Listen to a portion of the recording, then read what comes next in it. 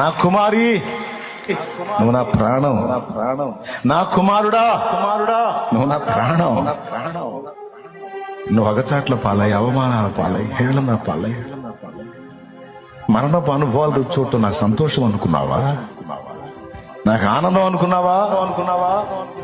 శాపాన్ని నువ్వు అనుభవించడం నాకు సంతోషం ఇచ్చింది అనుకున్నావా? నేనేమన్నా సైకోనా, శాడిస్ట్నా? మరి కానప్పుడు ఎందుకు చేసావు నన్ను ఇట్లా? లోకంలోంచి నిన్ను బయటికి తెచ్చాను కానీ నీలో ఉన్న లోకం అలానే ఉంది. మొలోక గుడారం నీలోనే ఉంది, రొంపాయను దేవత నక్షత్రం నీలోనే ఉంది, ఐగుప్తీయుల దూడ 4 రోజులు మోసే పక్కకి వెళ్ళేటప్పటికి దూడొచ్చింది చూడు, ఆ దూడ ఉంది నీలో. ఇవి ఉన్నాయని నీకు తెలీదు. నేను మారాగా, నేను వచ్చాగా, నేను ఇప్పుడు బాగుపడ్డాగా, నేను మంచి ఉన్నాయాగా అనుకుంటున్నావు. నువ్వు ఏందైంది? నువ్వు ఏడే ఉన్నాయి సరుకు నీ దగ్గర. అటు ఒక్కోదాన్ని తీసేయడానికి ఇవన్నీ నేను వాడుతున్నా.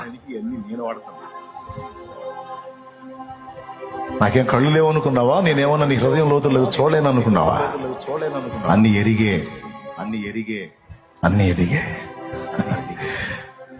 నువ్వేం చేయాలి?